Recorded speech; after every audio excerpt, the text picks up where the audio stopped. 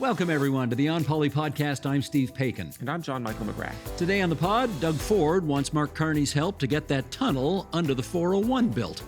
We have a list of pre-budget announcements from the government. What insight do they give us into the real deal? The Ontario Liberals tried to get a motion passed. Now that they're an official party again, we'll tell you how that went. Spoiler alert, not great. And your column, my column, focuses on President Trump's threats against Canada's film and TV industry. And with two pretty nasty election campaigns now behind us this year, I've got a column that might restore some of your faith in the beautiful relationships politics can forge. Stick around and see who that one's about. It's Friday, May 9th, 2025, so let's get to it.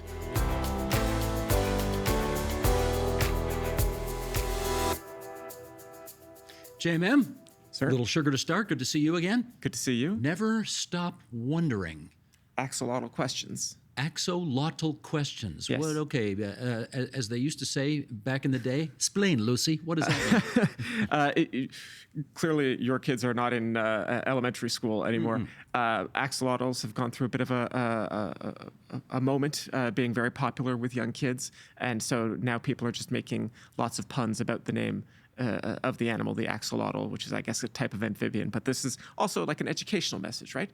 Stay curious. Axolotl questions. That's very good. Yes. It's very reminiscent of our motto here at TVO, Yes. which is never stop learning. Exactly. You say never stop wondering. I like that. Okay, and I know that you are dying to know what the story is behind what I'm wearing today. Okay, can we see this? Here we go.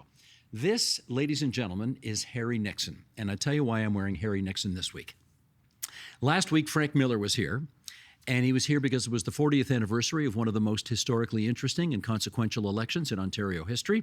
Frank Miller, in 1985, 40 years ago last week, won the most number of seats, but he was out on his ear 6 weeks later after the Liberals and New Democrats combined forces to end the 42-year-long PC dynasty. So I thought I would follow up with this guy, Harry Nixon, because he was the last Liberal premier before that PC dynasty kicked in. 82 years ago this month, he was sworn in as Ontario's 13th premier. Do you know what triskaidekaphobia is? It's the fear of the number 13. Correct. Right? Yes. Very good. Yes. Well, I think Mr. Nixon may have suffered from triskaidekaphobia because 13 turned out not to be a lucky number for him. It turns out that he was premier in 1943, which, of course, is midway through World War II. Yeah. Because of the war, we had not had an election in Ontario in a very long time.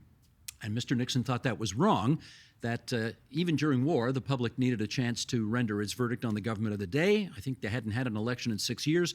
So he went to the polls, and the Liberals and Mr. Nixon lost, ushering in 42 straight years of Conservative governments. There's another reason that I am wearing Mr. Nixon on my chest today, and you will have to wait for your column, my column, to find out what the explanation is there. So stay tuned, everybody. More to come. All right. JMN, can we do a couple of shout-outs here?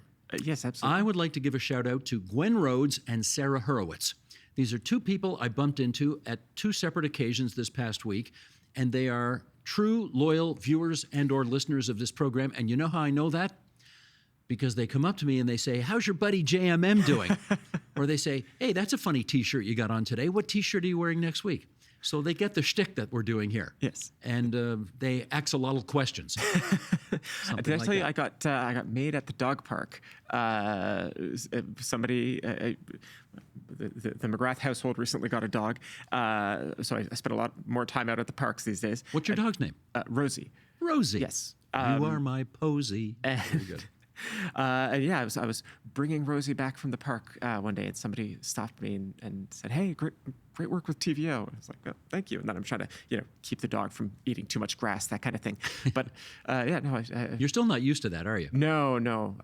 It still doesn't happen that often, so I think it's taking me a while to get used to it. But no, it's happening more often than it used to. Well, you know why, buddy? Because you're on TV. Yeah, That's why. it turns out when you're on TV, it's a bit more prominent than just hiding behind a keyboard. Correct. Now, every week I have two obligations, right? Yes. What do I have to mention every week? Bill Davis and Hamilton. There you go. Okay. So let's get my Hamilton reference out of the way right now, okay? Right. Because this is the city of Hamilton, not the late Treasury Secretary Alexander Hamilton or the F1 driver Lewis Hamilton. Not him either. Yes. Thank you for that clarification. Yes. Because I'm going back. Well, I go back to the Hammer every weekend because I like to visit my 91-year-old father who's there. But we are going back for 2 reasons this weekend. Yes, to see Dad, but also because Saturday, May 10th, 7 p.m. at the Music Hall, we are doing an episode of TVO Today Live. That's our town hall show in front of a live audience. There's all the poop on the screen right now. The intersection of music, the arts, and politics. And we have 3 wonderful guests to talk about all of the above. Sarah Harmer, Tom Wilson, Cadence Weapon, 3 wonderful singers, wonderful artists who are going to be our guests live and in living color. tvo.org/TVO Today Live. Go to that website, tvo.org/TVO Today Live. You can get free tickets there for the show. And we'll put a link in the podcast notes of the show as well so people can get that. Okay, good. So there's the Hamilton reference. Maybe I'll get a Davis reference in before we're done here. I have faith. Before we go on to talk about our Queen's Park stuff. Yes. We cannot deny ourselves the opportunity to weigh in on what happened in the Oval Office this past week. Yes. And the big question, of course, that all Canadians want to know the answer to was, did our Prime Minister get Zelensky'd by Donald Trump? Yeah. What do you think? Well, just maybe some people aren't as up on all of the references, but of course we're talking about the ambush of the Ukrainian president. God, was that was last year or was that earlier this year? No, it had to be earlier this year. Yeah. Yes. But yes, the seeming ambush and the poor treatment of the Ukrainian president by the president and vice president and people in the office. So it did not go that badly, right? I don't think anybody would say that Carney got Zelensky'd. It was relatively cordial as these things go. The president, the American president, did not seem to get abusive. Seemed Well, he never called him governor. That was a good start. Yeah. Got his title correct and did not bring up the 51st state talk. He was asked about it by reporters, and he went there. And he went there. Of course, he did.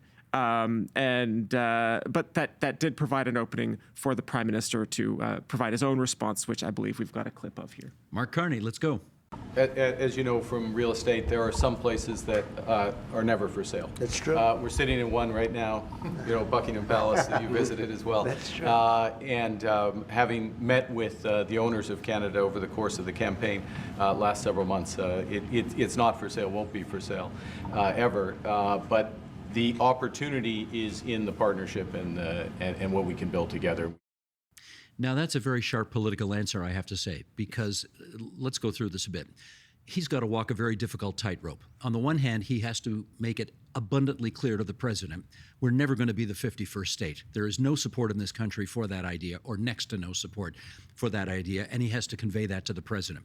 On the other hand, he can't smack him around. Yeah. You cannot embarrass Donald Trump, or you're asking for a whole case of whoop-ass, or whatever the expression is. Okay, so we know that he's got a very tough tightrope to walk. He made his point. We're not going to be the 51st state. Some things are not for sale. And then he very cleverly pivoted to, but we've got lots of stuff we can do together. Let's look forward. Let's repair our relationship. So in that respect, not a bad day's work. Yeah, I thought it was pretty deft. I think that we are getting an early vision of how Prime Minister Carney is different in several ways from Justin Trudeau. And that's not to say that I think that Justin Trudeau handled Trump's first term particularly badly, but clearly by the second Trump term, there's a much worse relationship, if I could put it that way. And so, yeah, I think we're getting a sense of Carney handling things reasonably well. He also did mention that he thought that the election debate was very helpful to Mark Carney. He did mention a few times that he'd watched the leaders' debate. Yeah. Yes, and one of the people at this table hosted that debate. So congratulations on the reviews, I guess. Well, I was kind of waiting for the moment where, the president was going to say, Mark, you did not bad in that leaders' debate. The moderator was terrible, but you did okay. I was waiting for it. It didn't happen. I did notice that the former Prime Minister, Justin Trudeau, and the former Finance Minister, Chrystia Freeland, were both brought up by Mr. Trump, who left he certainly made it abundantly clear that he didn't like either one of them, professionally or personally. Yes. And I noticed the current Prime Minister didn't go to bat for either one of them, but I guess let's move on. Yes. And, he kind of, I won't say it was a perfect visit, because you saw at the very end Donald Trump said, we don't need to buy your cars. We don't need to buy your lumber. We don't need to buy your steel. We don't need any of that stuff, which is obviously a stupid thing to say because Americans don't buy our stuff out of the goodness of their hearts. They buy it because it's good and cheaper than what they could get in the States. So, patently untrue. And then Mr. Trump said, and that's the end of the news conference, let's all go. So the Prime Minister did not get a chance to respond to any of that, but look, all in all, not bad. Well, and he is going to get a chance. I don't think we had the chance to mention this last week. He will be able to respond in a way with the throne speech that was announced that King Charles III will come to Canada to open Parliament later this month. And that's only the third time in Canada's history that the reigning sovereign has delivered the speech from the throne. Charles's mother did it twice. This will now be the third time. And the first time in your lifetime, but not the first time in my lifetime. Yes, correct. So we will get a sense of how I think the federal government wants to continue threading this needle of how do you assert Canadian independence, Canadian sovereignty without overly antagonizing the American administration. And bringing in Charles III to do that is interesting. We will see how that all goes. I think Canadians kind of held their breath during this Oval Office meeting because they'd seen the British Prime Minister go and have that one-on-one in the Oval with Donald Trump and was completely sycophantic. And I'm not sure that's a good look. And then Emmanuel Macron from France, the French president, went in there and actually put his hand on Trump's arm and corrected him in the middle of the meeting, which is a difficult thing to do. Yeah. So seemed like Prime Minister Carney was trying to find that middle ground between sycophancy and embarrassing and overruling him. I think most reviewers would say he found that path. I think so. Anything else? No. With that, let's get on to issue one.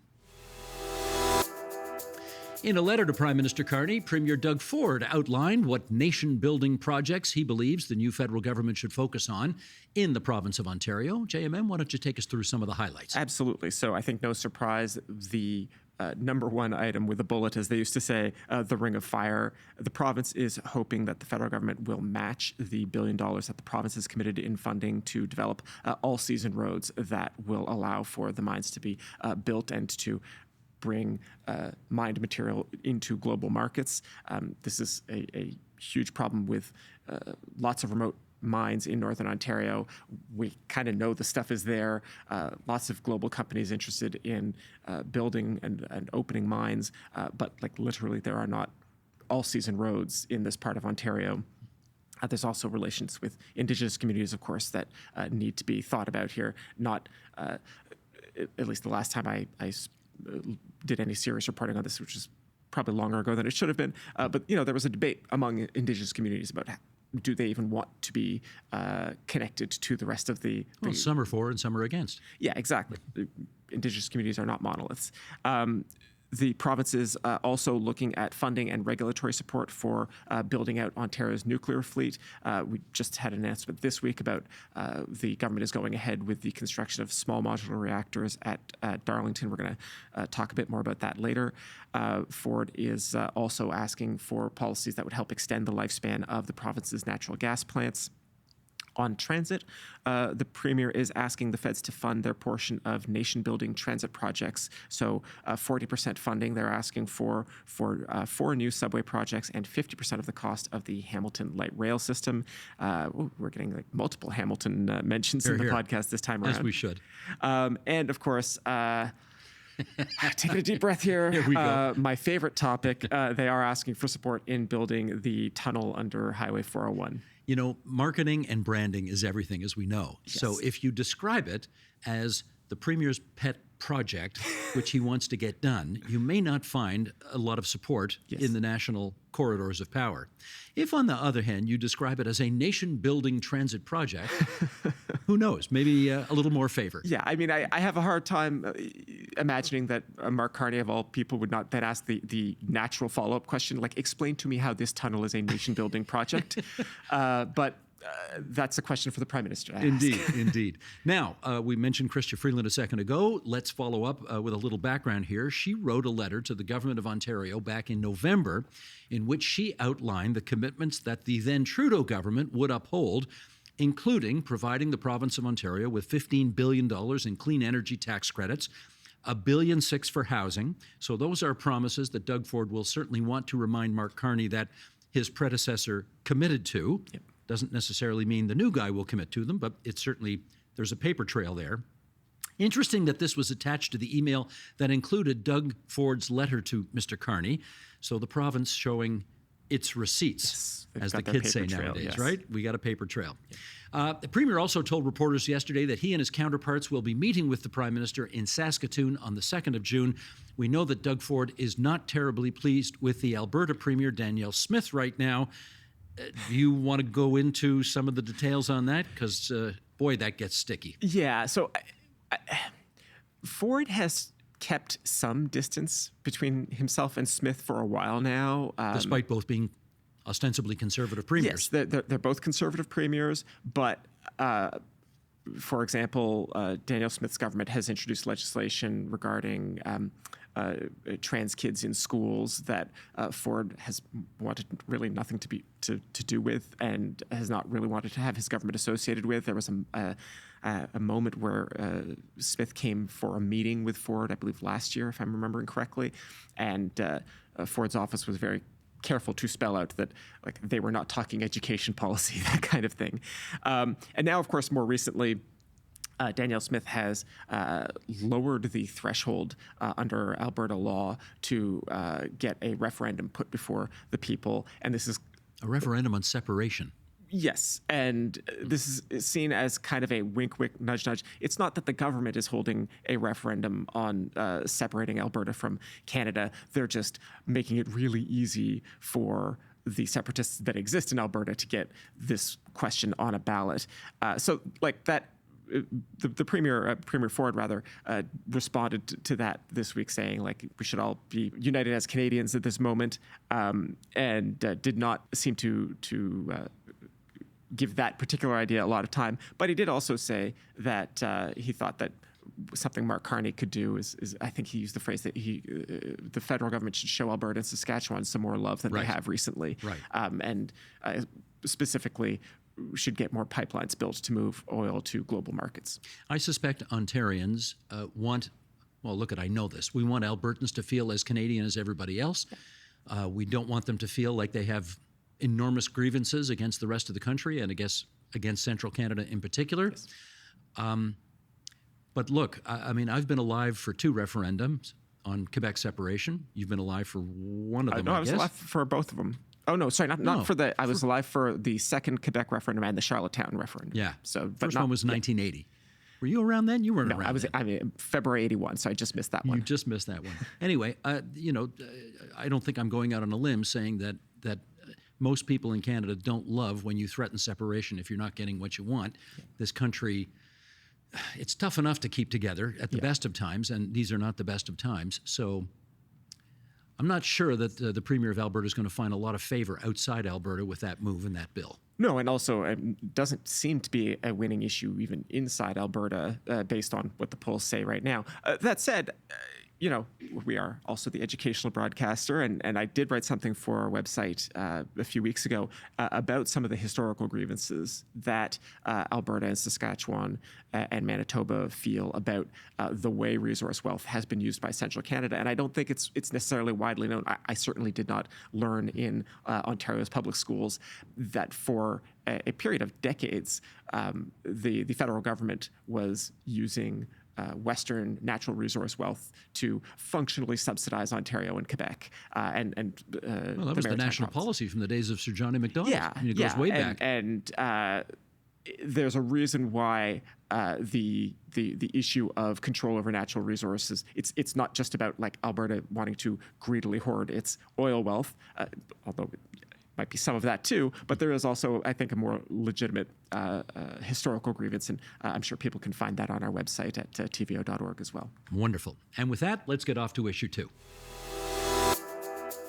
The province will bring down its budget for the 2025-26 fiscal year next week. Back in the day, governments jealously guarded budget measures until budget day, then introduced them all with great fanfare. Nowadays, governments love to scoop themselves by announcing various budgetary measures in the lead up to budget day. In which case, what's happening this year? Right. So we've already had a bunch of announcements. The government will be expanding its skill development fund by $1 billion. As you recall, one of my rules of thumb for policy announcements is if the cash figure ends with the word billion, it's a real and substantial policy idea, and anything less than that is kind of just playing around. So this is a real policy. The intent is to help reskill workers who have been affected by U.S. tariffs announced by Donald Trump, for example. We've already heard of some layoffs at major manufacturers like GM laying off 750 workers in Oshawa. So these are the kinds of workers that the government is looking to help out with these kinds of funding announcements. The announcement from the government noted that Ontario will need about 500,000 workers to fill openings in the trades over the next decade. So, if you can reskill somebody who used to work on a GM assembly line and maybe now they can go into a building trade job, like aside from homes, there's lots of other stuff that this province is building. So that might be something that we can find some way to keep people whole. The government is also investing $1.3 billion to expand the Ontario-made manufacturing investment tax credit. Basically, this is a tax credit for companies that want to invest specifically in manufacturing capacity here. They are increasing the tax credit from 10 to 15%. So hopefully that will induce manufacturers to build more here. And then we mentioned earlier that on Thursday morning, the government announced that they have agreed with Ontario Power Generation, the provincially owned utility, to build the 4 small modular reactors at the Darlington site. This is going to cost something like $21 billion, 20.9 according to the government. That was a B, right? Yes. 20.9 billion. That's Yes. real money. It's real money, and this is not going to be cheap nuclear power, right? We've been pretty fortunate in Ontario over the last decade where nuclear refurbishments, taking our existing reactors and sort of renovating them to extend their lifespan, that's been pretty affordable. And certainly by comparison, a lot of these projects have helped moderate electricity prices in Ontario. These SMRs are going to be relatively expensive electricity, but the hope is that aside from potentially putting us in a position where we could export this technology to other jurisdictions, even just other jurisdictions in Canada, like they're hoping that maybe Alberta and Saskatchewan would be interested in a form of clean power. The other hope is that, the whole pitch for SMRs is they are small enough that, in theory, you could build a lot of them and get better at building them. And then, so the first reactor that you build is expensive. The second one is less expensive. The third and fourth are less expensive still. And then by the time you get to, in theory, if you were building 10 of them a year, probably not going to get to that scale, but just as an illustration, that's when it would start to get very, very cheap. So we will see how this all unfolds. Of course, the government has also announced plans to build a very, very large nuclear station in Port Hope. They are also looking around at other parts of the province if they are interested. But this week, anyway, the announcement is small modular reactors. Should we remind people of the dirty little secret around these nuclear reactors? As in American technology, American contracts with American companies? Yes. So there was a technical briefing for reporters on the Wednesday afternoon, and I raised this issue with somebody from OPG. And there was an interesting point they made, which was that, yes, this specific reactor, unlike all of the other reactors we have in Ontario, which are CANDU reactors, yes, this is American technology. This is from GE Hitachi. The point they made is that even if they'd gone with CANDU, there are core parts of the CANDU design that would also have needed to be imported from the U.S. and so would also have been subject potentially to American export controls. And one other point that I think I've raised on the podcast before, CANDU reactors don't use enriched uranium as their fuel. These GE Hitachi reactors will use enriched uranium, and we don't enrich uranium here in Canada. There's currently no Canadian company that does this. So the obvious concern here is that we might be stuck buying enriched uranium fuel from the Americans as well. Again, we were told in the briefing that actually the relative good news here is that there are also French firms that we could potentially buy from as well. So at least in that sense, we might have some other options. I must say, we're going to have Peter Bethlen-Falvey, the Minister of Finance, on the program. It'll be next Thursday. Budget day is Thursday, so we will have him on this program on Thursday. I don't envy his job this year at all. He is trying to come up with numbers that make sense at a time when tariffs are going from 5% to 10% to 25% to, in some cases, 100%, and how you write a budget under such unpredictable circumstances, I have no idea. You got any predictions about what's going to happen? Well, one thing I would just say is look at where we are in the calendar, right?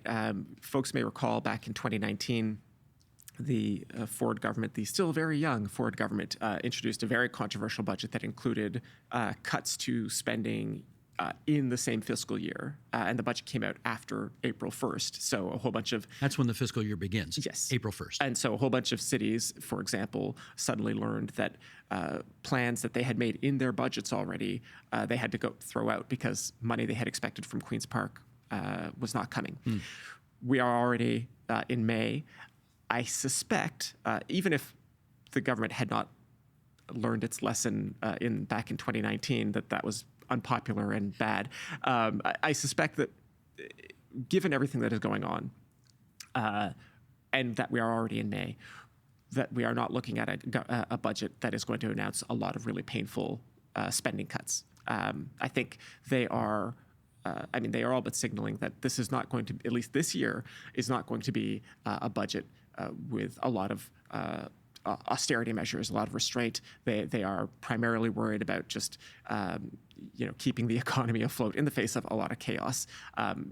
That makes it difficult, though, because I think Peter Bethlen-Falvey is personally inclined to want to bring the budget back into balance.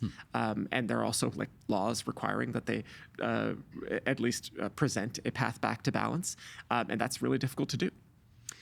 And let me just see the politics of this. If you are going to run larger deficits than you want to, probably better that you do so early in your new mandate, which they have just received, as opposed to coming up to a second or third or a fourth potential election for this Ford government. Yes. So get the bad news out of the way early in hopes of having better news as you get closer to the next election. And hope that economic growth chugs along at least well enough that you don't have to make really painful cuts closer to the election. There you go.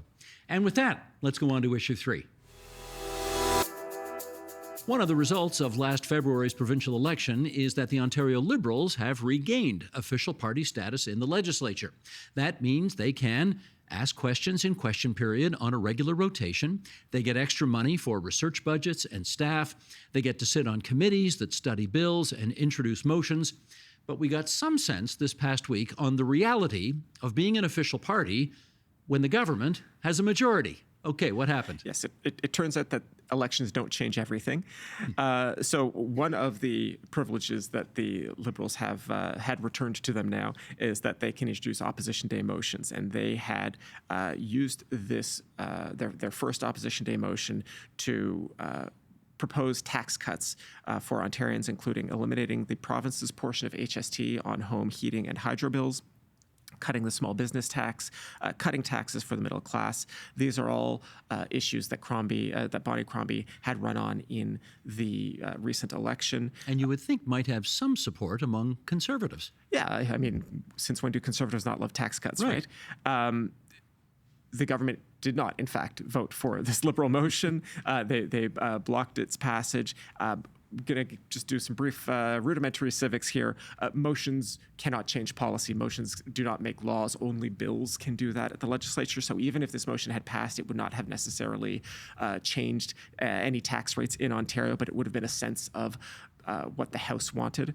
And voting it down gives us a sense of how much credit the government is looking to share with the opposition. And that number would be? 0 or very close to it. Well, the Liberal leader, Bonnie Crombie, was also asked this week about something else that has been of interest since the last provincial election, in which she did not win a seat. We know that Pierre Poilievre has managed to get one of his backbenchers to resign, create a by-election, so he can run there and get back into the House because he lost his seat on election night. Bonnie Crombie was asked whether she might take a page out of the Poilievre playbook. Let's see what she says. Bonnie Crombie. My concern is that I have 14 very competent, very able members who work very hard to get here. They're needed. They're all pretty integral parts of our team. And so it is not my intent to ask one of them to leave, to step down. But I do want to note the difference of approach that the Prime Minister has taken with the Leader of the Opposition and how he's welcoming him back into the legislature and making an easy path for him. We'll call in a by-election as soon as possible.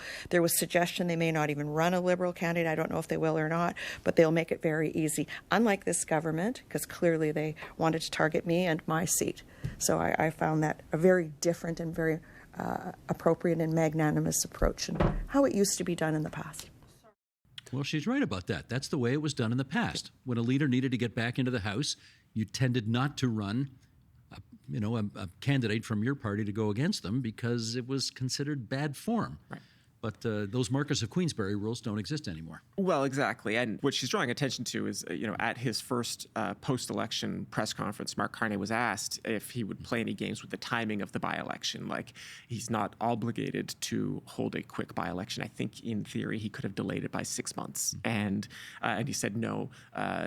He's not going to play any games with the timing. So maybe the Marquess of Queensberry rules apply federally, but not provincially. Well, at least a little bit here. But I do want to say the metaphor here is not exactly right and is not entirely in Bonnie Crombie's favor, because the only reason that Poilievre needs to find a new seat in the first place is, in fact, because the federal Liberals did to him exactly what Doug Ford did to Bonnie Crombie. They ran hard against him in his seat, and they won. And that's why they do these things, right? That's right. So the better question is, would Doug Ford be so magnanimous if a Liberal MPP created a vacancy so that Bonnie Crombie could run? She says she's not going to ask anybody to. That is a speculative exercise we can leave to our audience, because there is one other thing that I do want to make note of here. Mm-hmm. Steve, would you say that Bonnie Crombie was eager to associate herself and the provincial Liberal Party with the federal Liberal Party and Justin Trudeau before the most recent election? I may have to get back to you on that. No, I don't have to get back to you on. I think the answer you're looking for is hell no. Yeah, exactly right. Very, very different attitude this week. Part of it we saw in that clip, and there was much more, frankly, that we didn't include just for time. I think it is very fair to say that Bonnie Crombie is more than happy to see a restored national Liberal Party, very happy to see the party brand doing much better, and to be blunt about it, very happy to see a different Liberal leader really bringing the Liberal numbers back up, because we know that even before Bonnie Crombie won the Liberal leadership, you remember they had the Kitchener Centre by-election, yes, where the Liberals did very poorly in that by-election, and certainly when I spoke to people in that riding, they said we are just dying out here. We are really struggling because of the federal Liberal brand. So, as I say, a very different attitude, a long way to go for the provincial Liberals, who are still the third party in the legislature, but they clearly seem to be feeling better about their chances lately. One of the things I find fascinating, and of course, Bonnie Crombie was looking for a seat in her hometown of Mississauga. In the provincial election, I think there's 6 seats in Mississauga. In the provincial election, how many seats did the Liberals win in Mississauga? What? Zero. That's right. I keep thinking that there was one that was a recount or something, but maybe I'm mixing that up. In the federal election, there are 6 federal seats in Mississauga. How many did the Liberals win in that election? Was it 6? All of them. Yeah. I mean, it's just so fascinating. These elections are 2 months apart. Clean sweep for one side, clean sweep for the other side. Politics, timing, leadership. I mean, so much matters, right? Yeah, no, and the 905, we talk about how important it is in elections. And I know for people who live outside of Toronto, the intense focus on Toronto and GTA area ridings is irksome, and I sympathize in some ways. But it's just that there's nowhere else in the country that concentrates these many ridings that are so prone to changing. Swing. Right? They are in play. Every election, they are in play. Absolutely. Yeah. Okay, let's get off to your column, my column. You know this feature. We call it Your Column, My Column, in which JMM and I have a little chat about the columns we wrote for our website, tvo.org, over the past week. We hope that our little chit-chat here will inspire you to go online and read more about what we're chatting about. And what did you want to bring to our attention this week? So on Monday, we might have all woken up and had that experience that we've been having a lot of since January 20th of going like, what now? With Donald Trump announcing on Sunday night via social media post that he was going to impose 100% tariffs on films and television not made in the United States. He's being lobbied by people who are responding to some genuine economic hardship in Hollywood and in Los Angeles in particular. But this would have been devastating to Canadian film and television because so much of our production is really centered on American film and TV. You and I are quite happy that Star Trek is functionally Canadian content these days. That's right. They shoot it in Toronto. Yes, absolutely. So the relative good news here is that the law that Donald Trump has been using for all of these tariffs that he's been justifying, it's called the International Economic Emergency Powers Act, very specifically carves out media generally, like information generally.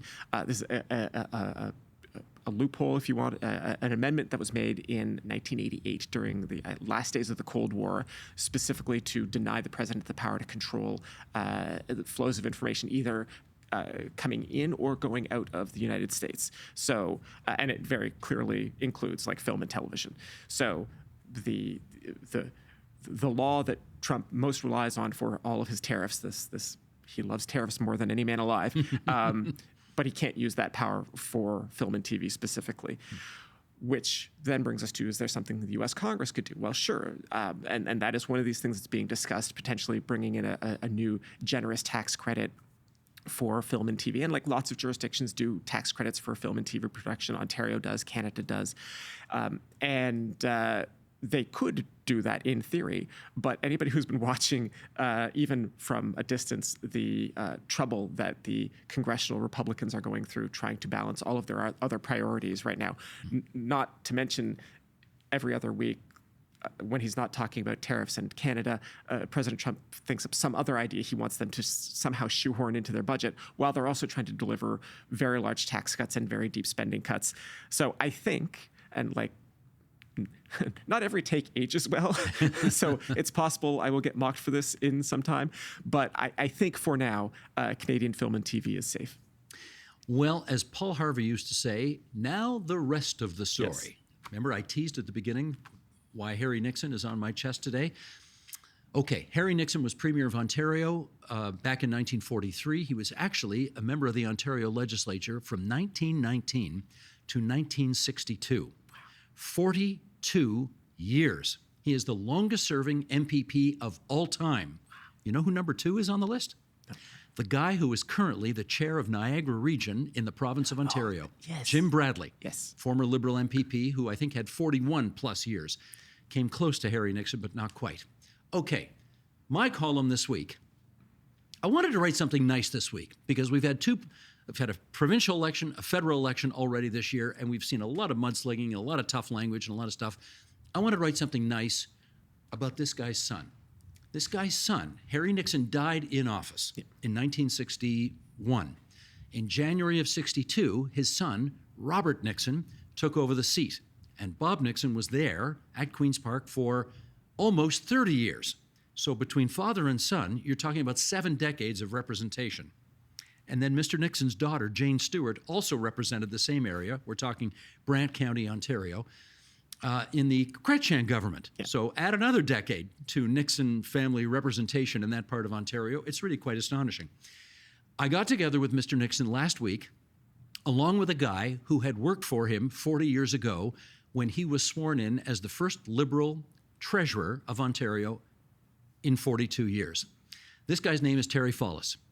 Terry was a 25-year-old, wet-behind-the-ears kid who was hired to be a legislative assistant to Mr. Nixon, used to brief him before question period every day, which would involve, I'm told, about 5 seconds of briefing and 55 minutes of talking about the meaning of life, that kind of thing, because Bob Nixon knew a lot about the legislative process already. These two men worked with each other 40 years ago and maybe had seen each other 2 or 3 times in the intervening 40 years. And it was lovely seeing the two of them back together. We've got a picture of that we can drop in. They've seen so little of each other over the last 40 years. And to see them back together, having lunch at Mr. Nixon's retirement home in Paris, Ontario, talking about old times, it's a reminder that not everything about politics is awful. There are some lovely relationships forged in working together, in campaigning together, in achieving together, in doing good things for the province of Ontario together. And that's what I wanted my column to be about this week. So, Bob Nixon, Terry Follis, it was a pleasure to share lunch with you not that long ago.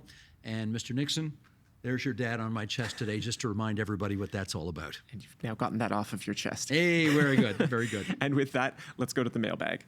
If you've got a burning question or insightful comment, please send it along to us at onpolitics@tvo.org. JMM, what's up this week? We have an email from Paul in Mississauga who writes, since Pierre Poilievre lost his seat in the last election, if he regains a seat in a by-election, does this mean he would have to serve another 6 years to be eligible for a second indexed pension? Just curious. Paul from Mississauga, who I'm sure is not asking that with any sense of mischief. I was just going to say, Paul, that's a very mischievous question. Well, okay, we all know now there's a Conservative MP named Damien Currick from Battle River Crowfoot in Alberta who has said he's going to resign his seat so Pierre Poilievre can run in the ensuing by-election there. Currick received 82% of the vote in that riding. And you know the party that came second in that riding? The People's Party. So that is a really conservative seat. There's no chance in the world that Mr. Poilievre is going to lose that vote. That said, we got to put things a little bit on hold here because he can only resign his seat 30 days after the official election results are published. And he hasn't been sworn in yet as a Conservative MP. So he's got to be sworn in first, then he resigns. Then, as you told us earlier, Mark Carney says he'll call by-election right away, and Pierre Poilievre can get back in the House. Now, on the issue of the pension, members of Parliament have to have 6 years of service in the House in order to be eligible for that, what many people consider to be gold-plated MP's pension. Yeah. Incidentally, Currick, the guy stepping down, he's 6 months short of being eligible to get an MPP's pension, which doesn't kick in until you're 55. He's a lot younger than 55 right now. I think he's, how old is he? Is he 40 yet? Maybe 40, something like that. Anyway, so what does this all mean for Pierre Poilievre? Take us through it. So Pierre Poilievre does not, under any circumstances, get a second pension if he wins in this Alberta riding. Prime ministers do get a bonus to their pension if they serve more than, it's either 4 or 5 years, I apologize. But that's about the only circumstance in which somebody would get like a bonus if Mr. Poilievre were to win the next election, perhaps. If he is returned to the Commons, his contributions to the MP pension plan will resume, but functionally it's not like a big change. The same is not true for Mr. Currick. Because he didn't quite hit that 6-year mark, he is going to have his pension contributions returned to him. And if he's later returned to the House of Commons in a future election, he can buy back his years of service. That's something that a lot of pension plans would allow. Just to give people some of the background here, in some cases, MPs can start receiving their pension at age 55. That is, if they had done 6 years of service in the Commons before 2015, as both Justin Trudeau and Pierre Poilievre had. Poilievre, of course, is only 45, so he still has to wait 10 years before he can begin receiving his pension, assuming he is not still in elected politics at that point. Members who lost their seat in this election are entitled to a severance of 50% of their base pay. I did not realize that MPs' salaries are substantially higher than substantially. MPPs. They're over $200,000. Over $200,000. So the 50% of base pay amounts to $104,000. Do we know if Poilievre has applied to get that severance? I guess he's entitled to it. He lost. Yeah, and then there's this whole other debate going on about whether he will be forced to move out of Stornoway, the Right. residence of the official opposition leader. The Tories have named Andrew Scheer as their sort of interim official opposition leader. And I think everybody is kind of trying to find a way to not force Poilievre out of this house that everybody acknowledges he's just going to move back into a few months later. He's got 2 little kids. It would really be very disruptive to do that. Yeah. So, yes, lots of things that are being juggled currently, but that at least is the situation with pensions. Again, if anybody would like to ask about content on the show, you can always email us at onpolitics@tvo.org. There we go. That is the On Poly podcast for this Friday, May the 9th, 2025.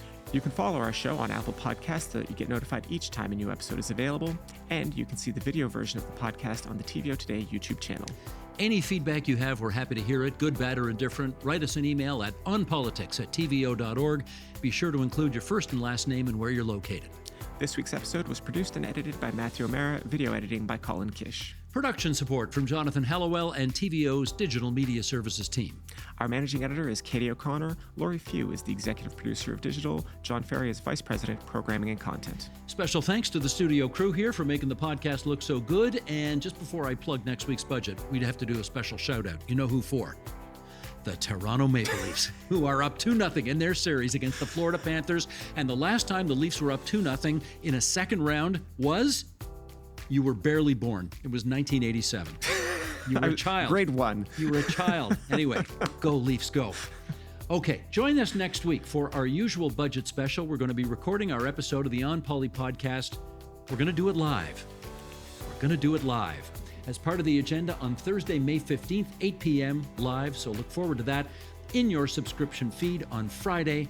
Or, of course, you can just watch us live Thursday night on television, on your laptop, on your smartphone, 8 p.m. Eastern Time. There we go. And with that, bye-bye. Bye-bye.